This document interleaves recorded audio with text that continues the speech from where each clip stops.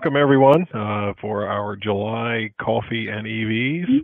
We have a couple special guest speakers this evening with Professor John Kelly from Weber State University and Miss Kelly Bragg from the West Virginia Office of Energy. But to get started, we'll get started with Professor Kelly. And Rick, did you want to do an introduction for Professor Kelly real quick, and maybe some of your background and how you met? And yeah, I'm sure he doesn't want me to waste much time, but I saw his premier YouTube channel early on in my EV experience, and then I saw about the courses that he gave. So I signed up for the online course about how not to kill yourself. And then course number 2 was what are the 10 high voltage, and what does high voltage mean in a car? But we went, and then the last one was a whole week out to Utah, and Joan went with me and explored the Wasatch Mountains, and we had a good week. It was 8 hours a day, and I say this without, I know I won't embarrass him, but having been an adult educator in medical school and at a university, I think John is one of the best adult educators that I know of. And I'm just really eager to have him share his opinions with us tonight. So, and his list of accomplishments is too long. We wouldn't do that in half an hour. So, welcome. Well, thank you, Rick. And Professor Kelly, if you've got slides or anything you want to share, feel free. Oh, okay. I hadn't really put anything together. Okay, sure. I just was told it was kind of an open forum, but I do have stuff I can show if we need to. So, well, the big news of the last 2 weeks has been the adoption of a single standard, and just wondered what you thought about that, and whether what are some of the pitfalls that we might run into on both sides, those of us that own Ionics and those who own the Teslas. Yeah. Well, to be honest, I laughed and laughed and laughed and laughed when Ford first announced that they were going to adopt the Tesla NACS charge port, because it's such a no-brainer. Anyone who's compared the physical size and the effort that it takes to plug in a CCS charge cable into a car versus a Tesla charge cable, it will automatically want to use the Tesla one. I think it's a great idea, and I've just been as pleased as could be to watch as vehicle manufacturer after vehicle manufacturer have announced that they too are going to adopt this standard, and now there's nationwide networks, EVgo and ChargePoint and others that now are saying, oh yeah, we're gonna have these NACS charge cables at our charging stations now, which is not that hard of a thing to do at their charging stations. There's a little bit of hardware change, but it's the Tesla charge cable isn't that different from the CCS, other than it uses just different pins, or different pin locations. It's the same pins, it's just at a different location. So I'm really pleased to see that happen. Let's see. Let me see if I can. Let me show you. You've probably seen this before, but let me. Just a second.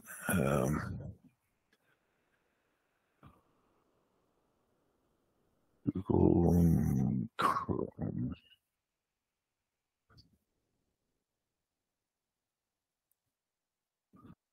Can't share your screen. Just a minute. I have to turn on screen sharing, I guess. Google Chrome.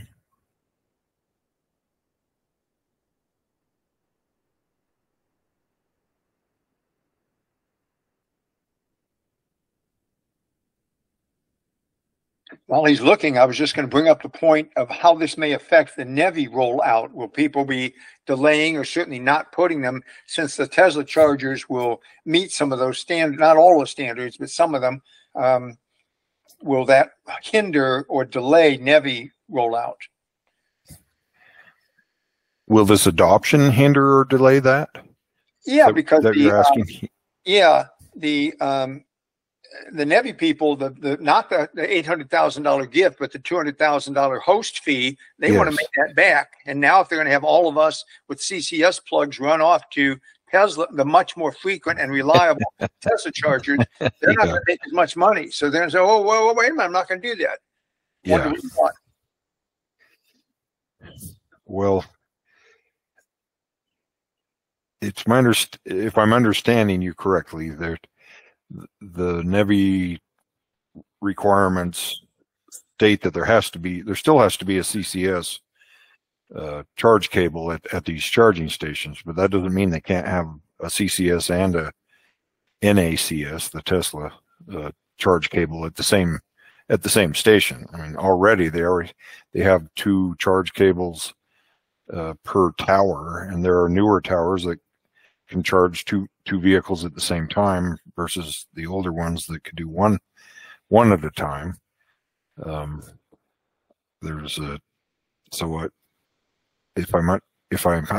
not sure if I'm answering your question properly, but I think Dr. Kelly, I agree. From what I've seen, I mean, the federal requirement is still there to have the CCS plug, so that piece did not change. Right. I think the only place we might see some delay is some of the states maybe pulling back their procurements to add or change their state requirements, because we've seen a couple states add NACS as a requirement for their state. Yes. So that might create some delays, and if you're waiting on hardware that can meet those new requirements of having NACS and CCS, so there might be something like that. Yeah, I guess that's certainly a possibility, and especially with everybody trying to jump on at the same time, I could certainly see that as maybe parts or supply chain issues, getting those in place, but eventually that'll all get worked out. As far as the hardware on the charging towers, the DC fast charge stations or the Tesla supercharger stations, even Tesla has, as I'm sure you've heard, has said that they realize they need to put longer charge cables so that you don't get people parking sideways in front of their superchargers, because the cable's so short they can't plug it into whatever EV that they have with the adapter, the Magic Dock adapter or some other adapter that's available. Do you have any thoughts on the V4 superchargers and since they have the longer integrated cables and the 1,000-volt support? Well, they're going to have those they'll have to eventually have them. Obviously, we've got 800-volt vehicles that are out there right now. Mm-hmm. The Cybertruck is supposed to be a 1,000-volt system, and of course the Semi is also. But the move to 800 volts, I think, or higher, is going to be a significant change in the industry that will come probably a little faster than we think. I doubt that everybody's going to stick with the 400 volt systems for a long period of time. That the vehicle weight advantage alone in going to smaller wire harnesses and smaller, lighter weight batteries compared to the lead acid batteries. The latest Tesla 16-volt battery I think it's like 76% lighter than the lead acid battery that it replaced, and you really only need the what we call the 12-volt battery, except it's a 16 now, just to close the contactors to turn the car on, and then the DC to DC converter takes over. So to triple that 16 to a 48 is no big deal. And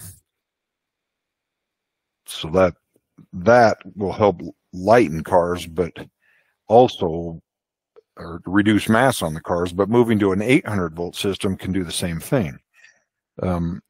I apologize, I can't share my screen with you without closing the browser and coming back in at some setting that wants me to exit out and come back in. But to give you an example of how much or what difference that would make by going to a higher voltage, the very first generation Toyota Prius had a 273 volt battery, and the cables that go from the inverter to the drive unit to make the electric motor rotate, they're as big around as my thumb. I've got a couple of them on my bench. I've got a car that still works there. They're gigantic. They're big and they're heavy. And then just 2 generations later, they went, just the next generation, they went to a smaller voltage or a lower voltage battery, only 200 volts, but then boosted it to 500. And then the generation after that, they both boosted it to 650 in the inverter. And now the cables in the 4th generation Prius, I haven't seen the 5th one yet, but they're about the size of a ballpoint pen. Just a tiny, lightweight. You can get the same power. You're doubling the voltage. You can keep the same current, or if you double the voltage, you can cut the current in half and end up with the same power. It doesn't matter. And so by having 800 volt systems, you've got to have charging stations that can supply the 800 volts. And obviously 1,000 volt system would be good. The V4, the version 4 systems that are out there with the big long cords. I've seen photographs of those also. But I think the whole industry will move to that. I was going to throw this up. Since we're talking about higher voltage systems, so in Europe, they're mandating fast chargers along the road, just like we are. Yeah. But look at their output levels that they're going to mandate by certain dates. Yes. So, you are going to have high voltage systems. You can't even hit 350 kilowatt today without having an 800 volt system. Any vehicle that's got a 400 volt is going to be maxed out at a little bit less than 250 kilowatt. And so you have to have a battery too, a big mega pack or something to buffer that. Well, you do, and you have to have one heck of a good cooling system, a thermal management system for that battery. Exactly. So that it doesn't peak out at a really high charge rate and then ramp down very quickly, like a lot of vehicles have. They don't have a good thermal management system. But yeah, that's a great topic. That's something that I'm anxious to see. We don't have an 800 volt system yet at our school for me to play with. I've had some people from Hyundai corporate in our boot camp classes, and apparently the Ioniq 6 has a method of using the stator for the electric motors or as a transformer to double the voltage. So if it charges at a 400 volt charge station, then it can bump it up to 800. But of course that cuts the current in half too. If you double the voltage, your current gets cut in half. So but it allows them to charge their 800 volt battery. So there's always challenges for the first people to come out and have some new technology like 800 volt. But like I said, I think the whole industry is kind of heading that way anyway. Yeah, we've always transformed the AC current to a higher voltage to charge the battery, but most of the DC just goes straight through and doesn't necessarily get changed. Is it much harder to transform DC current than it is alternating? Is it a different type of module that does it all together? You have to change it back to AC. Oh, and then then change it back to DC. So there's losses. losses on every step. Yep. Yeah. I guess that's why when we've seen articles about the 800-volt systems that charge at a supercharger with Magic Dock, they get really low charge rates, like 50 kilowatts. Yeah. Yeah. That's because they have a small AC DC converter, DC to DC converter with low capacity.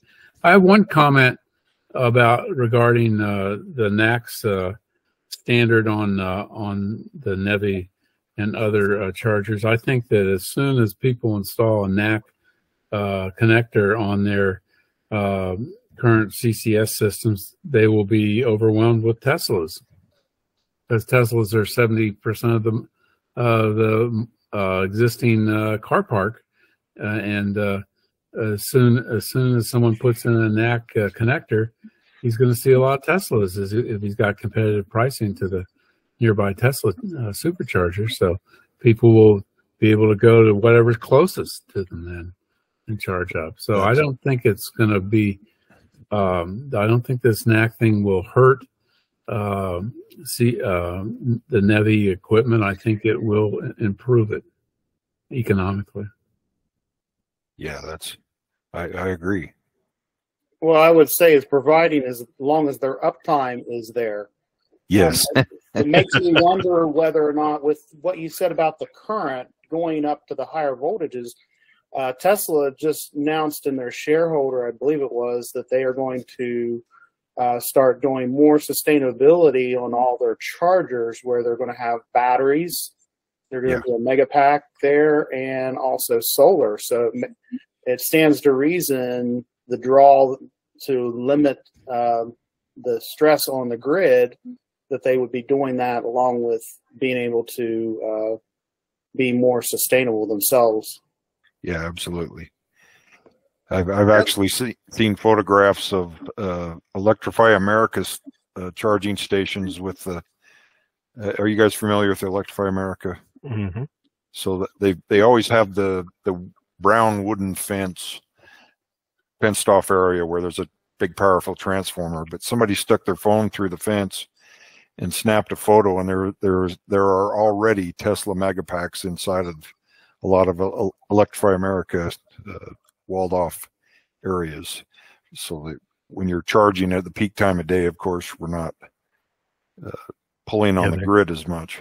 Reduce those demand charges. Yeah. I charged at a supercharger last weekend in Orangeburg, South Carolina, and it had a solar canopy. Yeah. But the solar canopy I calculated is somewhere between 35 and 40 kW, which that's not going to get very far. That's not going to work when you got eight cars, thirsty cars. Well, it can trickle charge the mega pack. Yes. It makes it look good. Tesla's always had its own navigation system to direct you to the superchargers. Are they going to have to redo all of that to add in all the CCS plugs that you might possibly want to use? That's a good question. No, because in the navigation you have a 1, 2, and 3, and that will start showing other chargers that are on your route that are outside of Tesla's network. Yeah, they already show them in that navigation. You can navigate to any charger that they identify. Well, we're about 20 after. Do we have some follow-up questions or other questions for Professor Kelly? Tell us how your courses are going, and are they still just as packed as they were? And how many of them are you offering a year? I know that it's taken a huge amount of your time to do all of this. Have you got some assistants that kind of help you do it now? And how's the whole training program going? Yes, I do have an assistant, or a colleague of mine that helps teach the class. We now have more vehicles. We just got in a F-150 Lightning. We have all 4 Tesla vehicles now. We have 17 vehicles in our boot camp now. So wow. It's more than I can manage when we have groups of people working on up to 17 different cars at a time. So I'm splitting up the chores there, the monitoring and the helping. But it's a high demand class. I saw your video about taking the battery out of the Mustang Mach-E, and I thought that was very fascinating. Kelly, you have a question? I think Kelly has a question. It's not really a question. I just wanted to make sure that you're aware of Utah Clean Cities and Tammy Bostick's work in alternative fuels. I know Tammy, and she knows Wonderful. me. Yes. Wonderful. That's great. Great to hear.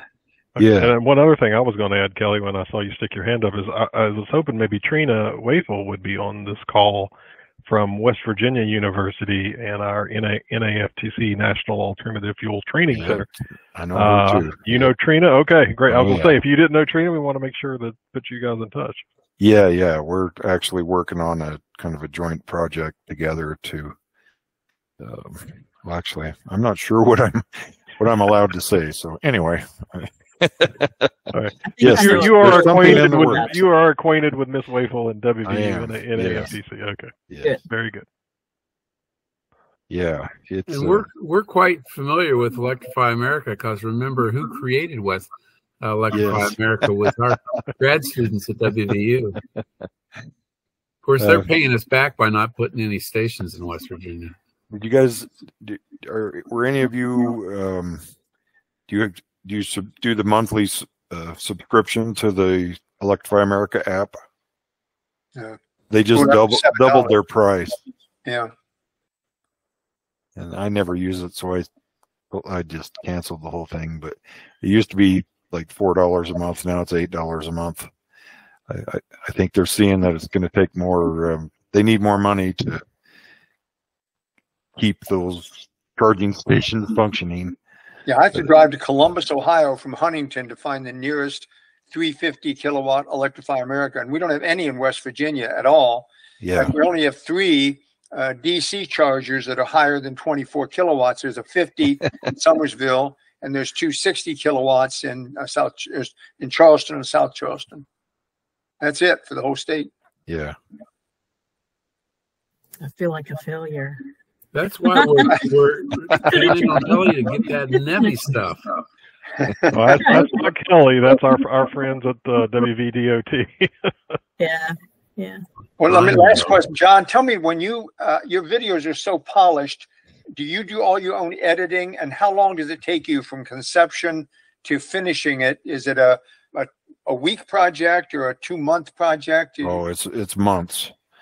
Yeah, I've been working on a new video, or planning a new video. It's months of research, and then gathering all the parts, and then eventually shooting the video and edit the video and post it and transcribe it, and it's a pain in the butt. And these classes are taking up too much of my time. I can't put out as many videos as I used to, but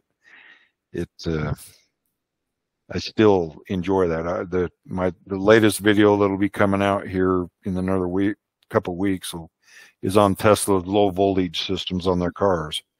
They don't use fuses. They have a special low voltage system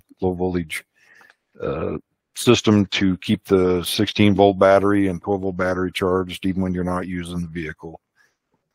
All kinds of fantastic stuff, and a ton of changes to what they call their service mode. There have been a lot of firmware updates that I noticed people on the internet said, oh, it just says minor bug fixes, but that might be on the customer viewable side, but on the service side, it's exploding. There's all kinds of new stuff that Tesla's doing to make their cars serviceable, not just at service centers that are owned by Tesla, but by anybody. John, did you have a question? Yeah. So you brought up the 12-volt system. Have you? I believe it's out now. The 48-volt Cybertruck. Well, they're replacing the battery with that cell, and Elon talked about going from, was it 12 to 24 or 48? I can't remember. 48. Yeah. Yeah, they've already replaced the 12 with the 16, and now they're going to replace the 16 with a 48. the first vehicle that'll be out with a full 48-volt system from Tesla is the Cybertruck. Do you see any issues with people doing aftermarket accessories with that? Because most of that stuff that we have access to right now, at least, is 12 volt. Oh, they'll step it down. There's controllers that will step it down to the normal 12 to 15 volt. Yeah, I think the accessory outlets will be stepped back down, so it'll be compatible with all the accessories. Yeah.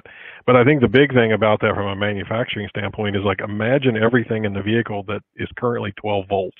I mean, window power, window motors, and switches, and all the little doodads in a car that are 12 volt, and now you're going to redesign all of those and move them to 48 volt. It's not a small undertaking.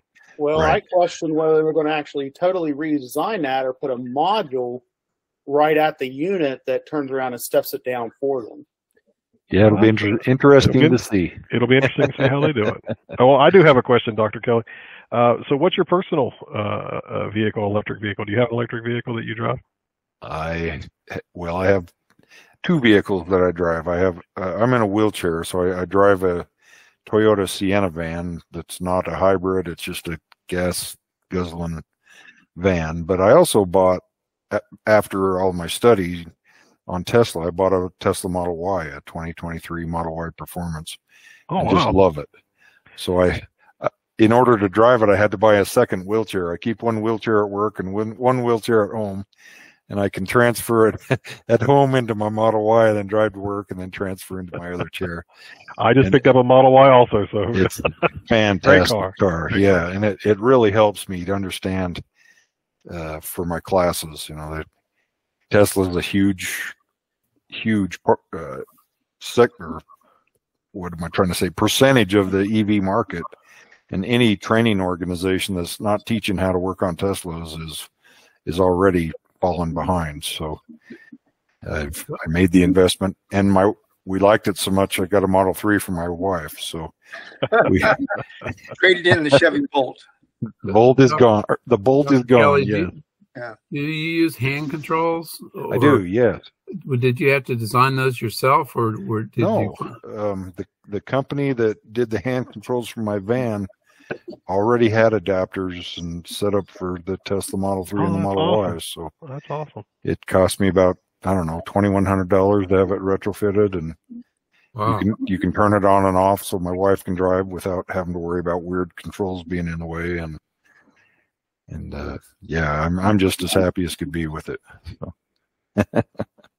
John, I have a question. Have you had any large national chains like Firestone talk to you about training their folks, consulting for them? Yes. Yeah, we have several that our high voltage safety training class is a requirement for many different organizations.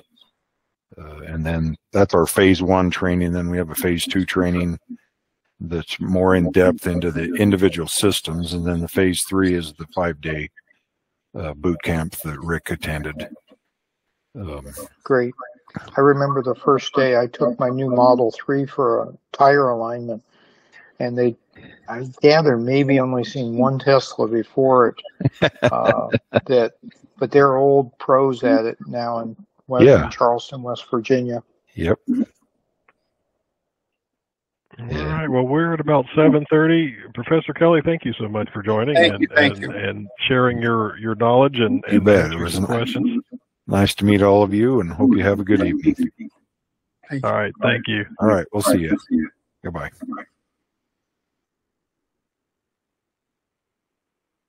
All right. So now we've got our other special guest speaker. Yay! Hello, everybody. Well, John asked me to talk a little bit about the Office of Energy as well as the Clean Cities work that I do. And I think, Robert, if it's okay, could you pull up that WVOE Energy Services document so people can see it? The document or the slideshow? The document, if you can. I got it. Yes, I do have it. So while he's doing that, I'll introduce myself. My name's Kelly Bragg, and I have been a state employee since 1998. In the first few years, I worked in marketing for the development office, and then I saw this really great opening in the energy office for someone who had some media experience. And so that was a great, it was a great move for me, because in West Virginia, you know, as you all know, energy is the thing. I mean, it's what powers our economy, and we are diversifying more and more every day. And I wanted to kind of give you a little flavor of what our office does, so you know the scope. And there's an energy office in all states and territories, all 56 states and territories. And I listed them out there in case you can't rattle them off. One of the things we do is energy efficiency impact grants, and they help small businesses work on energy efficiency by teaming the small business up with experts at WVU to come in and do an energy audit. I don't know if I can control this. You want to scroll down a little, Robert? Thank you. We also, using those same specialists at WVU, do energy assessments for small and large businesses. We do technical assistance for local governments and municipalities if they want to use energy use management and improve their building code, which in West Virginia also includes the energy code. We're now dipping our toe into workforce development and training. That is so vital, especially in the electric vehicle industry. We need a pipeline of people who understand how to work on these vehicles. And we're definitely, like I said, dipping our toe into that. And also in the economic development realm, attempting to recruit battery manufacturers here. We've been successful with Form Energy and Our Next Energy.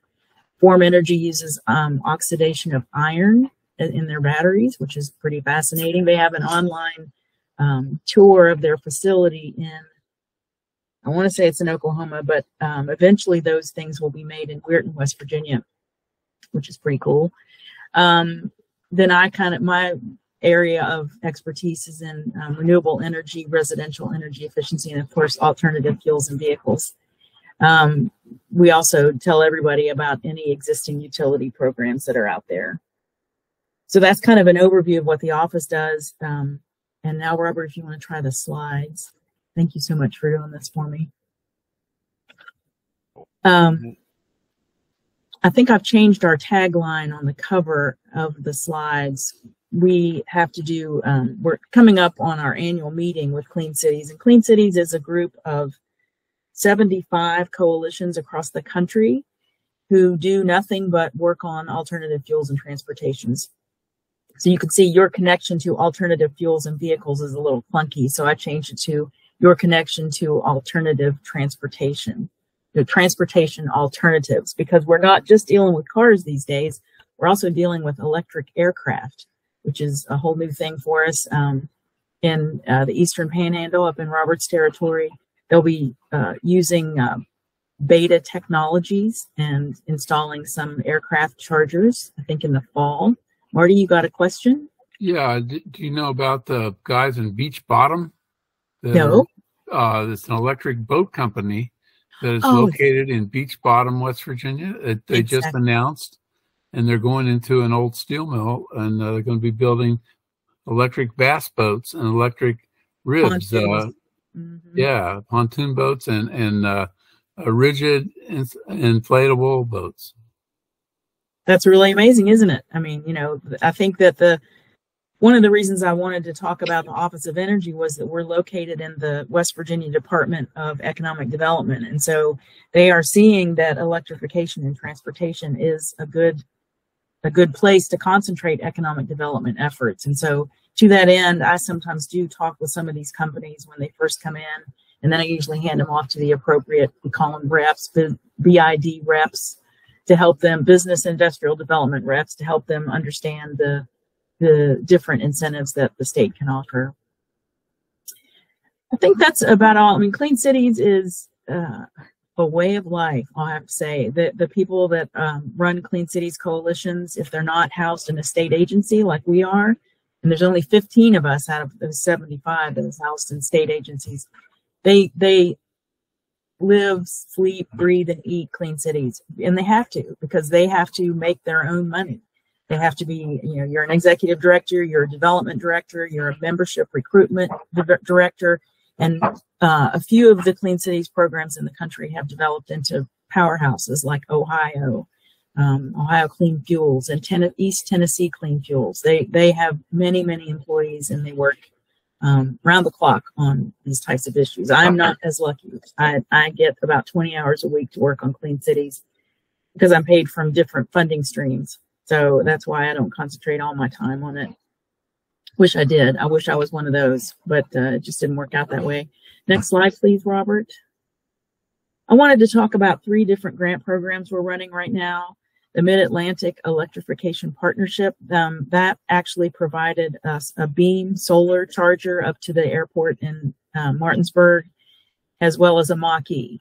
And we did, Garrett Weaver and I, he's my co-director, he and I went up there and did a site visit recently and got the full treatment where we came to a dead stop and then, jammed on the accelerator and everybody, was flung backwards. It was great. We were going to go down the runway, but the head of the airport kind of nixed that. So in a way, I'm glad, to be honest. But that partnership has been putting in DC fast chargers. They concentrate mostly on the DC and the Baltimore, Maryland area. There's also an outreach and education component, and that's where I worked with John on the EV extravaganza 2 years ago in Parkersburg. So we were attempting to, reach out to diverse populations in West Virginia, and that festival really it was amazing when I looked at the pictures when I got back. People of all different colors, expressions, whatever. It was nice to see. So really sorry I didn't make it up there this year, John, but that's the way it goes. Rural Reimagined is an effort out of East Tennessee Clean Fuels, headed up by Dr. Pingin Chen. Dr. Chen is pretty well known in the electric vehicle academic community as far as his expertise on all things electric. Rural Reimagined is an attempt using West Virginia as a sort of a cornerstone, because we are the only state entirely within Appalachia to put in more level 2 chargers. And that's going fairly well. We do have a site host agreement with Terrace Park East, a multifamily apartment complex in Charleston, and some Southern West Virginia locations have also turned in their site host agreements. So we hope to see more of those rolled out. Empower is workplace charging. And real quick, Kelly, before you leave Rural Reimagined. Sure. I know there was also talk of some DC fast charging. Has there been any movement on any of those anywhere in the state? Not as far as I know. Dr. Chen, brilliant guy, but it's hard to keep him focused. He had me trying to set up meetings in the elbow of the state, not the Eastern Panhandle, and that nobody thinks is the Eastern Panhandle. And then I heard he was in a meeting with Trina, and I got to attend it with all these people from Southern West Virginia, and they were so excited. They made it sound like they were going to be putting in the first DC fast charger off this program, and I have not seen any development on that so far. Okay. You know something different? Because you might. No. He told me that his DC fast chargers were going to be 60 kWs. Yeah. Like charge point 62.5 kilowatts, I think. Yeah, they're useless. Yeah. Well, not useless, but free is not really useless. Not particularly useful. Let's say that. All right. Well, it would the application was due in 2020. So I know how fast things go in this market, and, he may have made his plans based on the technology at the time. It's hard to say. I wasn't around for that. Empower is having some great successes. Coalfield Development, believe it or not, had been already switching over their management to hybrids and wanted to go all electric, but didn't have an avenue for putting in chargers. So I called up Brandon Dennison and said, hey, I got this grant. And he said, oh my gosh, you would not believe the synergy here. They've got 5 or 6 managers that travel to their locations, mostly in disadvantaged communities in Southern West Virginia. And they want to put level 2 chargers at all of those locations and switch their people to an entirely electric fleet, which it's a big win. But Coalfield Development, really, they are thought leaders in West Virginia with solar and electric vehicles and helping hard to employ people get jobs and do meaningful work. So I'm proud to work with them. So those are the 3 major grants. And I think that's all I had. The next slide just shows my contact information, and I'd like to kind of introduce, without him being here, Garrett Weaver. He is the co-director of the West Virginia Clean Cities program and will be taking over for me when I retire at the end of the year. He's getting immersed in the Clean Cities ways right now. There's a lot of paperwork, a lot of reporting. He's doing many, many things, but he's youthful and smart and will be a great director.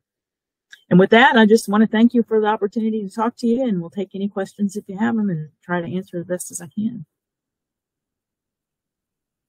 One thing I thought of, Kelly, was I know you've done a lot of work with the IBEWs in the state. I don't know, any news or other developments on that front? No news. We just, it was one of those efforts that was going great in the beginning and then kind of petered out, and I'd have to say that's my fault, not the IBEWs.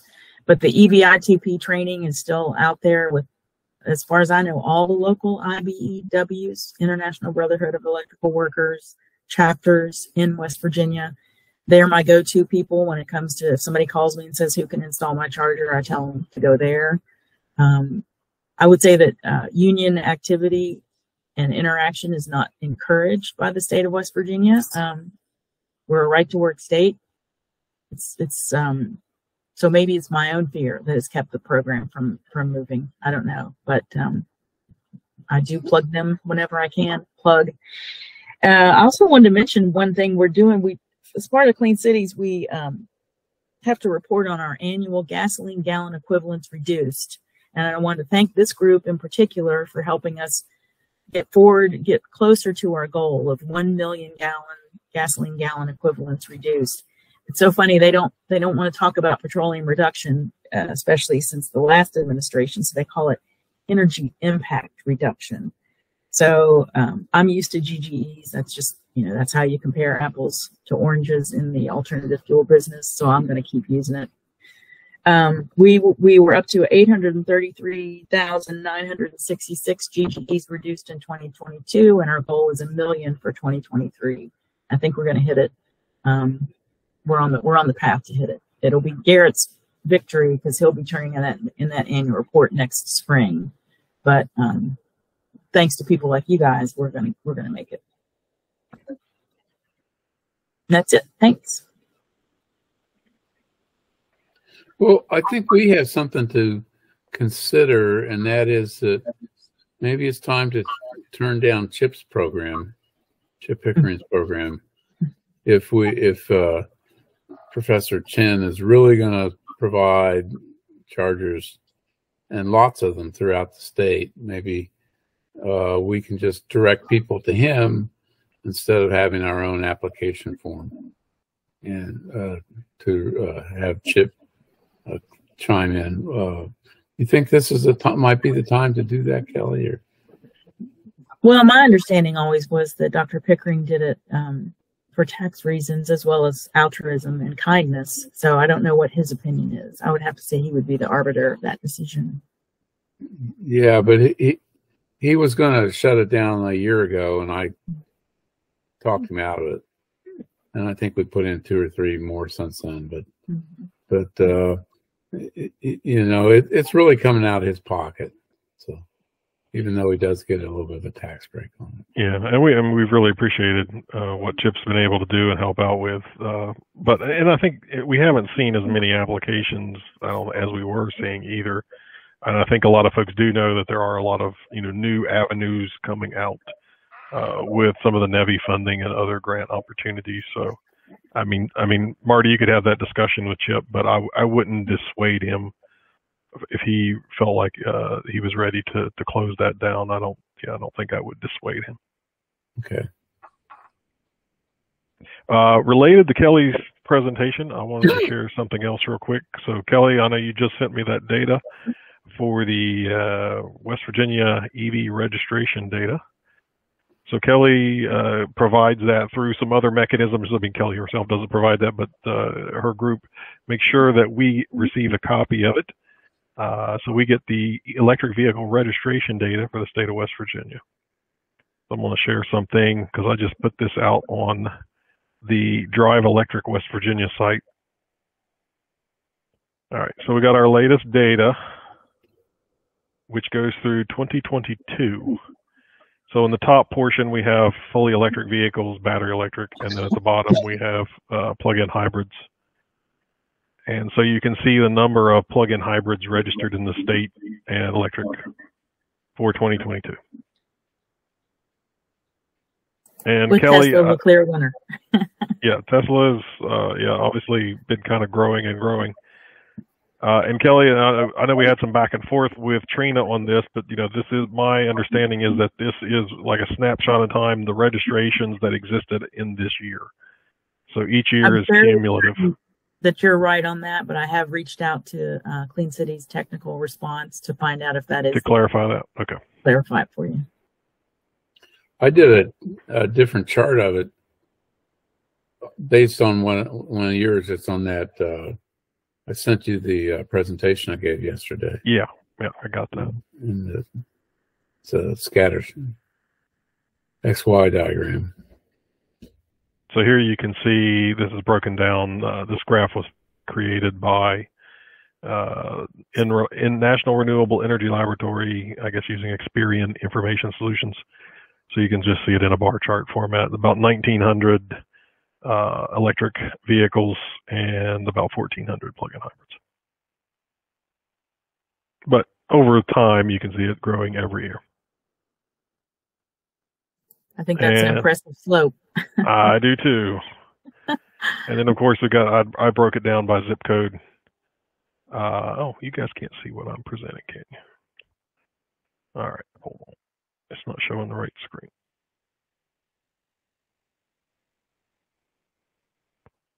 It's a different tab. There we go. So pretty much the same as we've seen before. I mean, you get more vehicle registrations in the higher populated areas. So the Charleston-Huntington corridor, the Morgantown, Fairmont kind of corridor, Clarksburg corridor, and then over here in the Eastern Panhandle. So are those not census really that tracts, Robert? They're zip codes. Zip codes. Oh, okay. Thanks. Yeah, it was that was the data was provided in by zip code, so that's what this is. So no real big surprise there. In the rural parts of the state, you don't see much activity. So just another thing that Clean Cities provides is some up-to-date data periodically, and so we really appreciate that. I looked at the data set that Kelly sent out with that, and every county has at least one EV or plug-in hybrid, the least being Wirt County that has exactly one. And the most were in Jefferson County with almost 500. That's a good soundbite. I love that. Every county has at least one electric vehicle.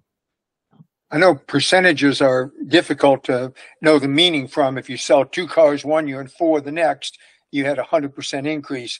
But when I was doing the research for our rebuttal to Gary Howell's article in the Cumberland paper, I saw that West Virginia, year to year, from 21 to 22, was one of the highest states in the country in terms of percentage increase in registrations.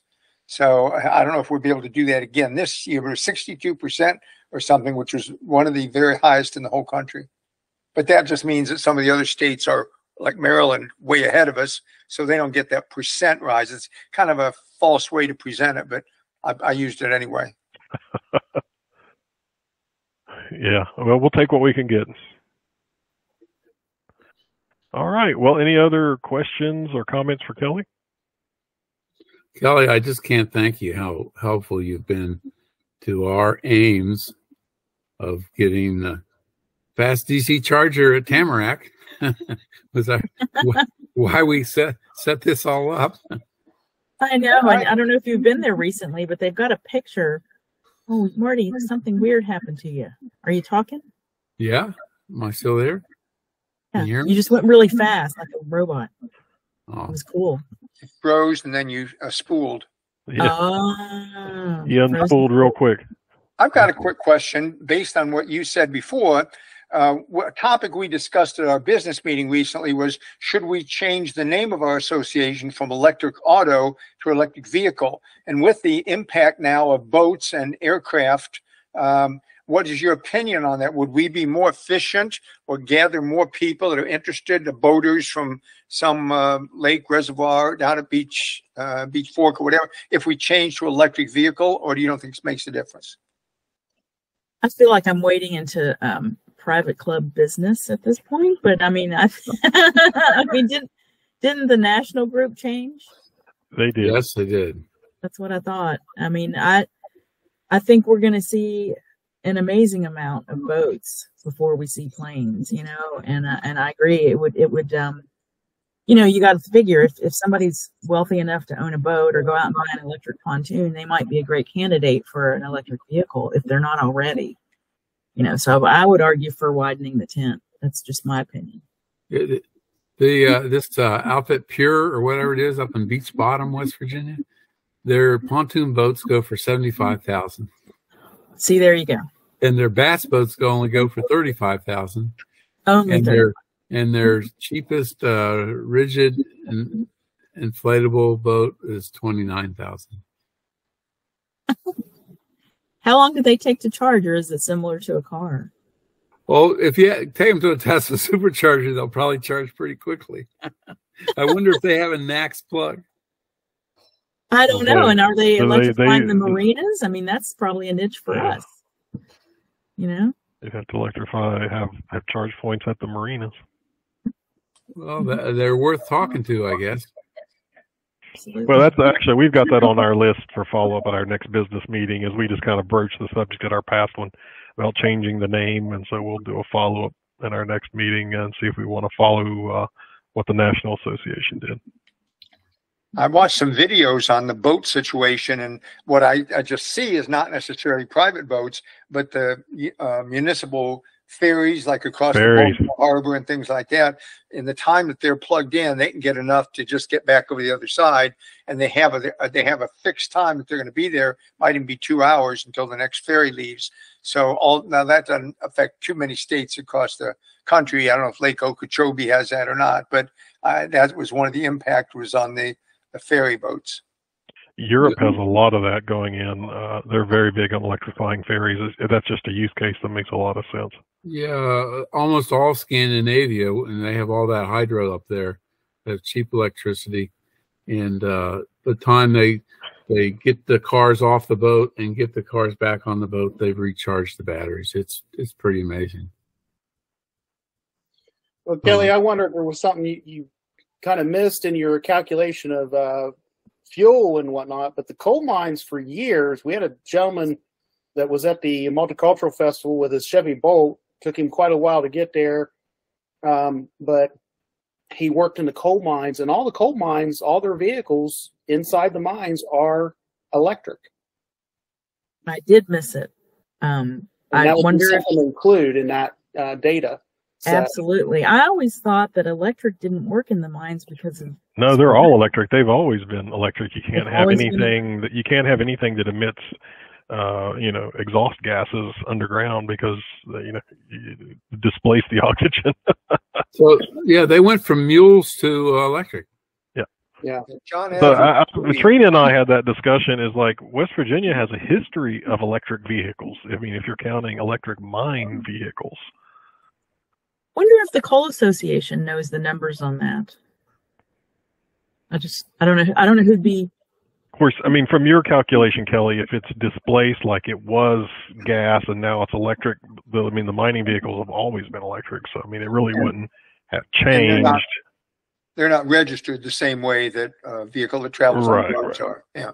But that would be a good number to have in your back pocket. It would be interesting. Absolutely it would. I'll put Garrett right on that.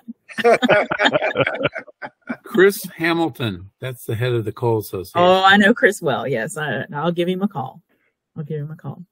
Thanks for the idea. But I've always liked the idea of, coal and electrification and how those kind of have gone hand in hand for decades. That West Virginia has a claim to being an electric vehicle state even before, there were mass quantities of electric vehicles. Well, I left out something in my discussion. We have a new director at the Office of Energy. His name is Nick Preservati, and he is an electric vehicle advocate. And he is working very hard to convince the governor that the state needs to step it up. We are in line to get, this is kind of inside baseball, but we're in line to get a Ford F-150 from the Mid-Atlantic Electrification Partnership. And so far, the governor's office has said no. So Nick is taking it as a personal mission to convince the governor's office that we need that vehicle, and it needs to be very clear that it is coal-powered. So knowing this about the mining industry, which I know I've been told before, and it just went in one ear and out the other, but that might help bolster the case as well. So I'll be happy to talk to Chris. He needs to get the governor in the seat of one of them, behind the wheel. And that is the mission. That really is the mission. Butts in the seat. We got the old governor in. We got Tomlin in. We sure did, didn't we? Yeah. All right, guys. All right. Well, we're just a couple minutes late, so unless you, anyone Kelly. has anything else, thank you very much, Kelly, for joining and presenting. Thanks, everybody. Well, Marcy, And then, thanks for being here. Appreciate it. Yeah. Well, Everybody. Yeah. All right. I'll leave And y'all. Bye. we will see everybody at the next Coffee and EVs, which is, let me check, August Larry, have a question? August 29th at 7 p.m. will be the next Coffee and EVs. Okay. Larry, did you have something? Yeah, I just had a couple things. John Averill is setting up an EV section in a parade in Hinton for Saturday.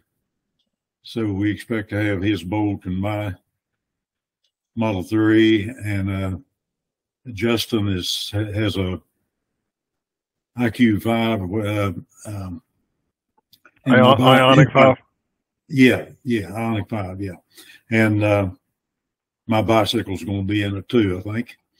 The other thing I wanted to mention, just had a chance encounter with someone with a Model Y at the local Home Depot at Tays Valley, and they had a license plate CHARG3R for Charger, and so I talked to him, gave him my card, and told him about our group and about our Coffee and EVs. And Rick, there is a Coffee and EVs in person Saturday. Is that correct?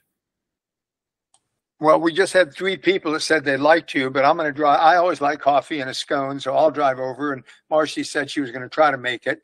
And there's one other person. It may not be a big deal, but if we don't get much interest, we'll stop. Yeah. And doing it. I came over to the coffee event we had in Barbersville, and it was very, very popular. Brandon, his son with the Rivian R1S, would have come, except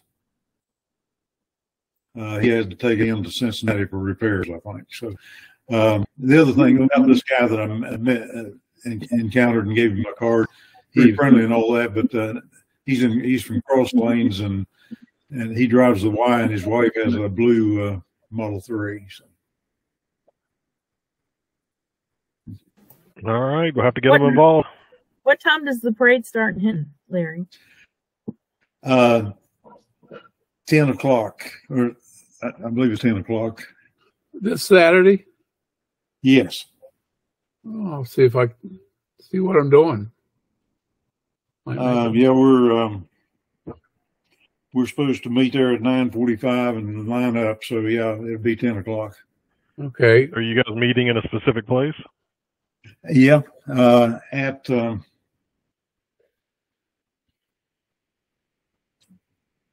funeral home, a PIVONT, equivalent funeral home.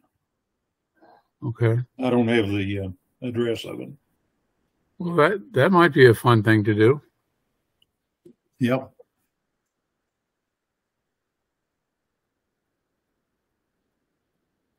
Okay. Well, Larry, why don't you send a note out to the group on email telling people about this? Maybe Okay. Yeah, send it out to the whole to bring group. his Prius down too. All right, I'll do that. or get John to do it. John's organizing the thing, so. Yeah, or have John do it. Yeah. But yeah, you're talking about we can just put it on the Facebook, right? Well, or just send it out to an email, the Google group. The Google group, WVEAA at Google groups or whatever it is. I would do both so you get everybody. Yep. Yeah, do both. And if John needs any help with it, he can ping me or something. Either one of you. Okay. All right. I'll talk to him. All right. Thanks, everyone. We'll see you next month. Okay. Bye.